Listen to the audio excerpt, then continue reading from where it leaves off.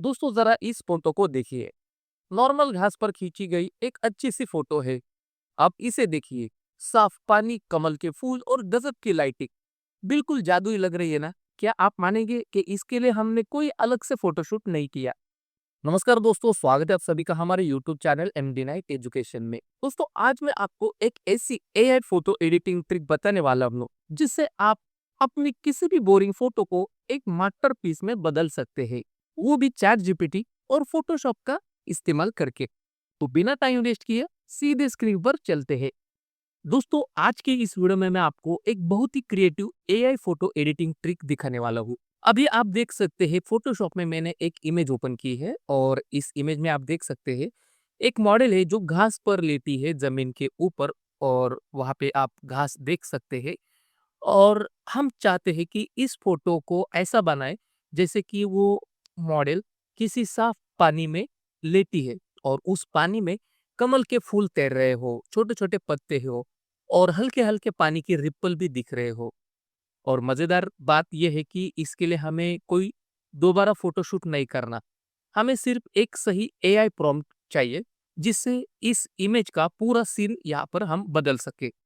तो सबसे पहले हम इस इमेज को ध्यान से देखते हैं। इमेज में हमें क्या देखने को मिलता है कि ये मॉडल का जो फोटोशूट है ये ऊपर से फोटोशूट हुआ है, मतलब थोड़ा सा हाई एंगल शूट है। और मतलब जो कैमरा है ये टॉप एंगल में है। मॉडल जमीन पर लेटी है और बाल उसके पूरे फैले हुए हैं। और पीली साड़ी का जो भी फैब्रिक है चारों तरफ फैल रहा है। और यही इस फोटो की खूबसूरती है। अगर हम इस फोटो को पानी वाला सीन बना देते हैं तो हमें 3 चीज़ें यहाँ पे ध्यान रखनी होंगी। मॉडल की पोजीशन हमें बिल्कुल वैसे ही रखनी है, उसमें कोई भी हमें चेंजेस नहीं करने। बाल और साड़ी का फ्लो भी यहाँ पे बदलना नहीं चाहिए। दूसरी बात, जो नीचे घास दिखाई दे रही है, उसे हमें हटाना है और वहाँ पे क्लीन पानी का टेक्सचर वहाँ पे ऐड करना है। मतलब पूरा पानी का एक हमें सीन यहाँ पे बनाना है। और तीसरी बात, पानी को खाली नहीं छोड़ना, उसमें कमल के फूल, उनके पत्ते और छोटे-छोटे सफेद फूल तैरते हुए देखने चाहिए। और साथ ही साथ हल्के-हल्के रिपल भी होने चाहिए ताकि पानी नेचुरल लगे। अभी यहाँ पे हम जो इतनी सारी बातें कर रहे हैं, इसमें हमें क्या है कि एक प्रॉम्प्ट चाहिए और ये प्रॉम्प्ट हमें दे सकता है चैट जीपीटी। तो अभी हम क्या करेंगे कि इस इमेज को हम as it is chat GPT में लेके जाएँगे और उसको हम अपनी भाषा में, अपने अंदाज़ में उसको बताएँगे कि हमें एक्चुअली करना क्या है, ठीक है? तो मैं यहाँ पे चैट जीपीटी में जाता हूँ।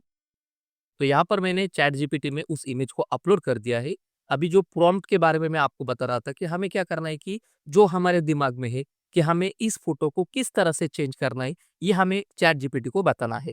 तो मैं यहाँ पे चैट जीपीटी को बताता हूँ कि हमें एग्जैक्टली करना क्या है। तो यहाँ पर मैं चैट जीपीटी को बताऊंगा कि इस इमेज को ध्यान से एनालाइज कीजिए। मुझे इस फोटो को इस तरह से दिखाना है कि जो मॉडल है वो ऐसे ही दिखाई दे जैसे वो साफ पानी में बैठी या लेटी हो। नीचे की सतह पूरी क्लीन पानी दिखना चाहिए। उस पानी में कमल के फूल हो, उनके छोटे छोटे पत्ते हो और कुछ छोटे छोटे सफेद रंग के फूल पानी में तैरते हुए दिखाई दे। साथ ही पानी की सतह पर हल्के हल्के रिपल लहरें भी दिखाई देने चाहिए ताकि सीन नेचुरल लगे। इमेज के अनुसार पूरे सीन को ध्यान में रखते हुए उसे एनालाइज करो और उसी हिसाब से मुझे एक नया टेक्स्ट प्रॉम्प्ट बनाकर दे दो। ठीक है? इस तरह से मैंने एक अपने हिसाब से जो भी आपके दिमाग में है वो सारा आपको उस चैट जीपीटी को बताना है और यहाँ से मैं इसको सेंड कर देता हूँ। इस प्रॉम्प्ट को मैं यहाँ पे उसको भेज देता हूँ। तो ये क्या करेगा, उस इमेज को एनालाइज करेगा और जो मैंने उसे कहा है वो भी उसको समझ जाएगा और उस हिसाब से मुझे वो टेक्स्ट प्रॉम्प्ट बना के देगा। तो दोस्तों जैसा हमने चैट जीपीटी को इंस्ट्रक्शन दिया उसी हिसाब से उसने समझ लिया और हमें यहाँ पर एक प्रॉम्प्ट चैट जीपीटी ने दे दिया है। मैं इस प्रॉम्प्ट को कॉपी कर लेता हूँ। अभी इस प्रॉम्प्ट को मैं 2-3 जगह पर यूज़ कर सकता हूँ। मैं फ़ोटोशॉप के जनरेटिव फ़ील्ड में भी इसको यूज़ कर सकता हूँ, लेकिन मैंने वहाँ पे 2-3 बार ट्राई किया। इमेज में इतना मुझे अच्छा क्वालिटी नहीं मिला या फिर जो आउटपुट चाहिए था वो आउटपुट मुझे यहाँ पे नहीं मिला। तो इसलिए मैं अभी यहाँ पे क्या करूँगा कि मेरे पास फ्री पिक का सब्सक्रिप्शन है, तो मैं फ्री पिक को ओपन करूँगा और यहाँ पर इमेज जनरेटर पे जाऊँगा। और जैसे मैं यहाँ पे जाऊँगा तो आप देख सकते हैं यहाँ पे प्रॉम्प्ट का एक ऑप्शन है। जो प्रॉम्प्ट मैंने कॉपी किया था, अभी इसको मैं यहाँ पे पेस्ट कर देता हूँ और यहाँ पर आपको उस इमेज को अपलोड कर देना है। तो मैं उस इमेज को यहाँ पे अपलोड करता हूँ, जो इमेज मैंने आपको फ़ोटोशॉप में दिखाई थी। मैं इस इमेज को यहाँ पे क्लिक करता हूँ यहाँ से अपलोड करता हूँ और यहाँ से ऐड मीडिया, ठीक है। अभी आप देख सकते हैं ये इमेज यहाँ पे अपलोड हो रही है। इतना होने के बाद आप देख सकते हैं यहाँ पे ढेर सारे मॉडल है। मैं यहाँ से आप देख सकते हैं यहाँ पे ऑटो मॉडल है, ढेर सारे मॉडल है, यहाँ पे मल्टीपल मॉडल है।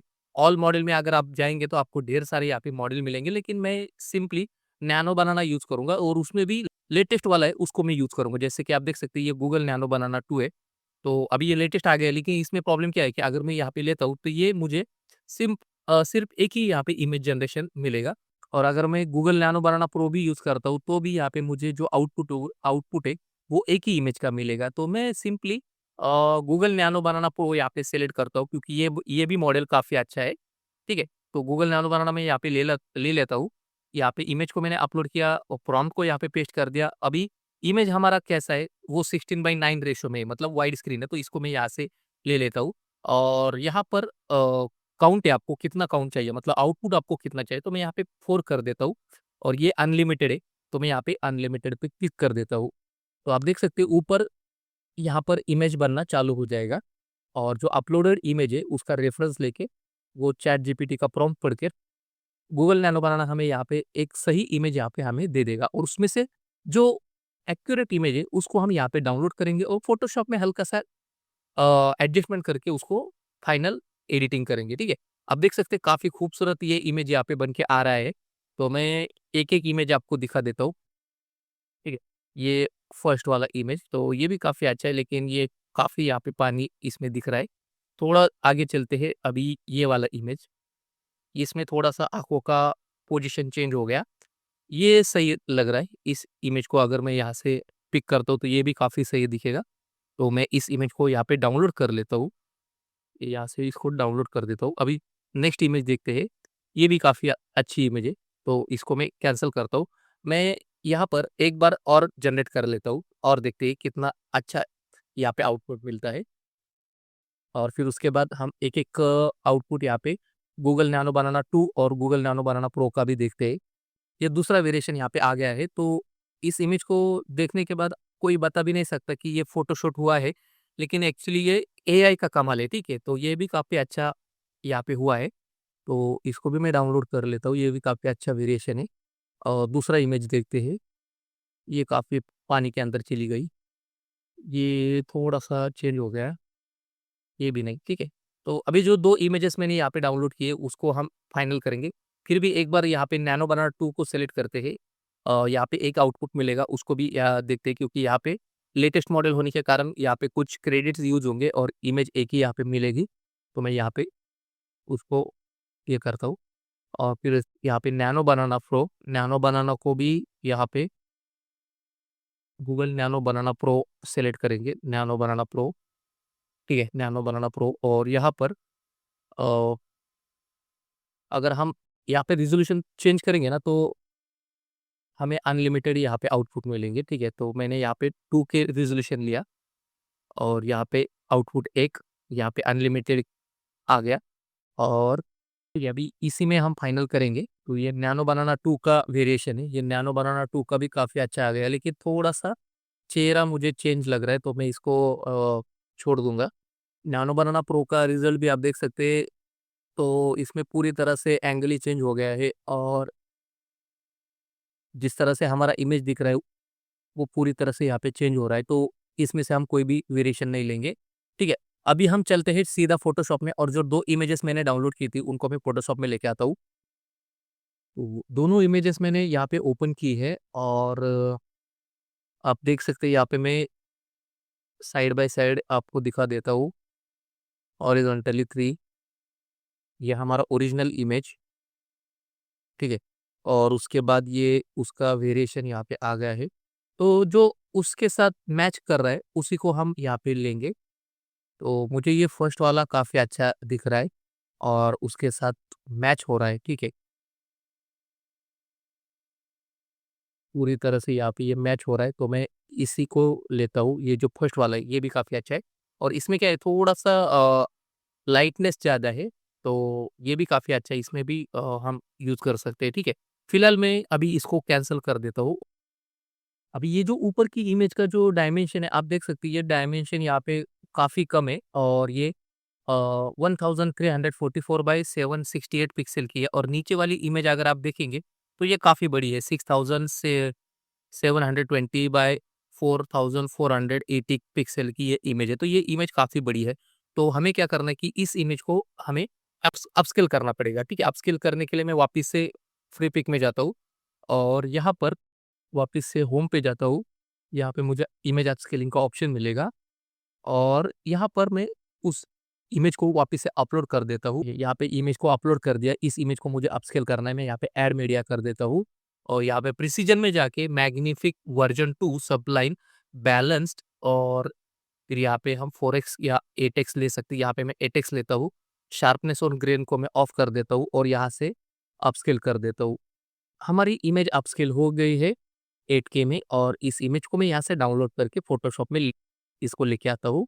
तो अभी जो इमेज हमारी अपस्केल हो गई है, उस इमेज को मैं इस इमेज के ऊपर प्लेस एम्बेडेड करूँगा। तो यहाँ पे फाइल में जाके प्लेस एम्बेडेड और अभी इस फाइल को मैं नीचे वाली फाइल से यहाँ पे मैच कर देता हूँ। तो सबसे पहले मैं क्या करता हूँ कि ये जो अ, ऊपर वाली जो लेयर है इसको इसका जो ब्लेंडिंग मोड है ये मैं यहाँ पे डिफरेंस कर देता हूँ।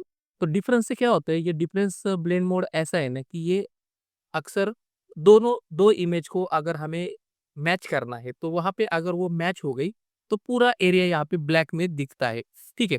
तो अभी हम क्या करेंगे, जो एरिया यहाँ पे हमें मैच करना है इसको हम यहाँ पे मैच करेंगे।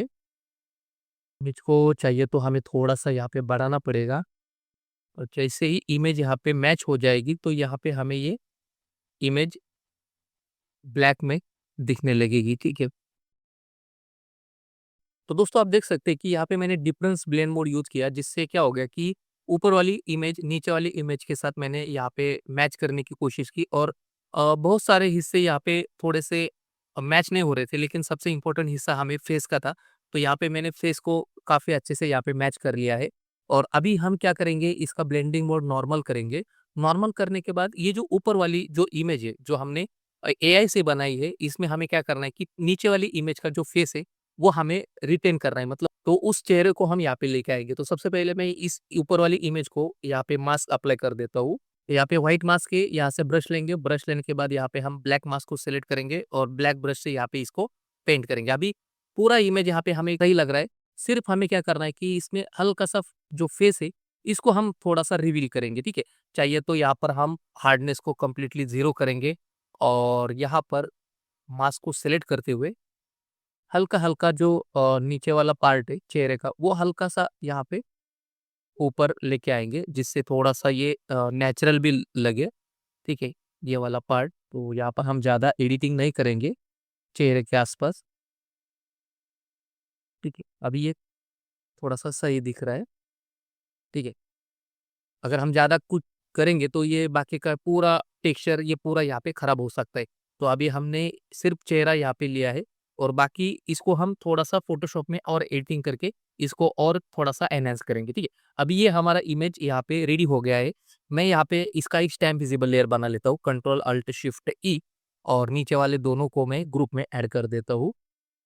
ठीक है, ये ग्रुप में चले गए और अभी हम इस इमेज को यहाँ पे राइट क्लिक करेंगे और कन्वर्ट टू स्मार्ट ऑब्जेक्ट होने के बाद यहाँ पे इस इमेज को सिलेक्ट करते हैं, कैमरा रॉ फिल्टर में चलते हैं।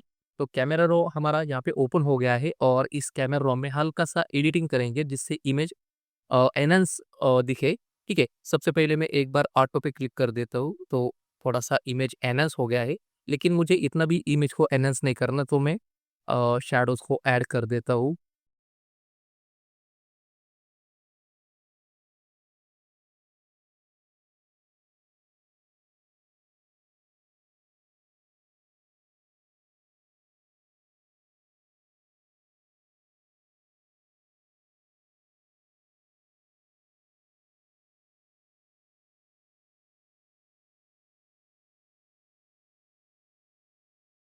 ठीक है, अभी ये इमेज हमारा आ गया है। अभी थोड़ा-सा फेस के ऊपर थोड़ा-सा काम करना पड़ेगा।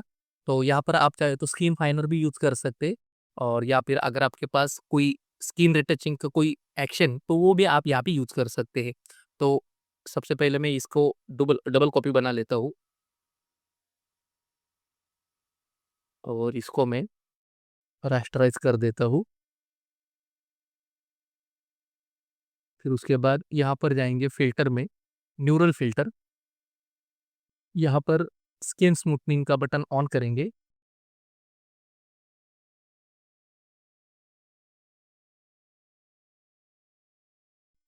ठीक है, तो यहाँ पर ये जो स्किन स्मूथनिंग का न्यूरल फिल्टर अगर मैं यहाँ पे यूज़ करता हूँ तो आप देख सकते हैं यहाँ पे काफ़ी अच्छा यहाँ पे ये इफेक्ट दिख रहा है स्किन के ऊपर। तो ये मैं यहाँ पे यूज़ करूँगा और चाहिए तो यहाँ पे ब्लर को कम करूँगा, स्मूथनेस को यहाँ पे बढ़ाऊँगा।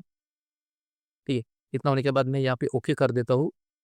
अगर चाहिए तो आप थोड़ा-सा इसमें रिमूव टूल भी यूज़ कर सकते हैं, जो पिंपल्स है, दाग है, इसको आप हटा सकते हैं। ठीक है, तो एक बार मैं यहाँ पे स्पॉट हीलिंग ब्रश टूल ही यूज़ करता हूँ।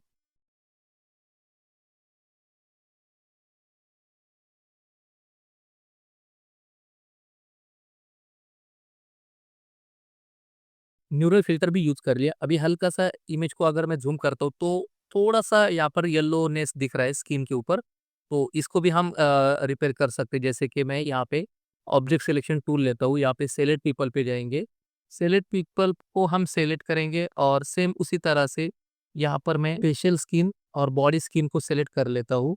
यहाँ पर आर्म्स, हैंड्स, लेग्स, ठीक है? इस तरह से मैंने यहाँ पे सेलेक्ट कर लिया, नोज़ और यहाँ से अप्लाई कर देता हूँ। तो ये खाली स्किन के ऊपर ये सिलेक्शन यहाँ पे आ जाएगा और इसको मैं एडजस्टमेंट टूल की मदद से हल्का-सा यहाँ पे उसका रेडिशनेस, रेडनेस और उसका येलोनेस थोड़ा-सा कम करेंगे। ठीक है? यहाँ पर हम जाएँगे कलर एंड वाइब्रेंस और हल्का-सा यहाँ पर वाइब्रेंस को कम करेंगे। अब ये थोड़ा-सा अच्छा दिख रहा है। ठीक है? तो यहाँ पर हमने जो रेडनेस और येलोनेस था चेहरे के ऊपर और स्किन के ऊपर वो हमने यहाँ पे कम कर लिया है, ठीक है? अभी इसके ऊपर हम वापस से थोड़ा-सा एडजस्टमेंट कर सकते हैं, जैसे यहाँ पे मैं कर्व यूज़ करता हूँ और हल्का-सा इसको एडजस्ट कर देता हूँ, तो जो हाइलाइट है वो हम यहाँ पे बढ़ा सकते हैं। और फिर उसके बाद यहाँ पर एक एक्सपोज़र का एडजस्टमेंट लेंगे, हल्का-सा एक्सपोज़र कम करेंगे और यहाँ पर ग्रेडियंट टूल लेंगे सर्कुलर और कुछ इस तरह से यहाँ पे मैं इसको यूज़ करता हूँ, ठीक है? अभी इसको हम ग्रेडिएंट के तौर पे यूज़ कर सकते हैं कि हमें यहाँ पे कहीं कौन-सी जगह पे हमें विग्नेट इफ़ेक्ट चाहिए, उसको हम यहाँ पे एडजस्ट कर सकते हैं, ठीक है? फिर उसके बाद इसको मैं सेलेक्ट करते हुए हल्का-सा इसका जो ओपेसिटी है, ये भी यहाँ पे हम कम कर सकते हैं, ठीक है? तो इस तरह से दोस्तों ये हमारा फाइनल आउटपुट तैयार हो गया है और मैं अभी इसको बिफोर आफ्टर दिखाता हूँ। ये हमारा अभी का फाइनल वर्ज़न है और ये हमारा बिफोर और ये हमारा आफ्टर। तो ये हमारा बिफोर और ये हमारा आफ्टर, ठीक है? तो इस तरह से दोस्तों आप एक साधारण फ़ोटो को पूरी तरह से एक नया सीन दे सकते हैं, सिर्फ़ एक सही प्रॉम्प्ट की मदद से। अगर आपको ऐसी एआई और फ़ोटो एडिटिंग की ट्रिक्स सीखनी है, तो चैनल को ज़रूर सब्सक्राइब करें, क्योंकि हम यहाँ पर फ़ोटोशॉप, एआई एडिटिंग और क्रिएटिव इमेज ट्रांसफ़ॉर्मेशन को ऐसे ही प्रैक्टिकल टेक्निक्स में सिखाते हैं। तो आज के इस वीडियो में बस इतना ही दोस्तों और मिलते हैं अगले वीडियो में एक मज़ेदार एआई एडिटिंग एक्सपेरिमेंट के साथ।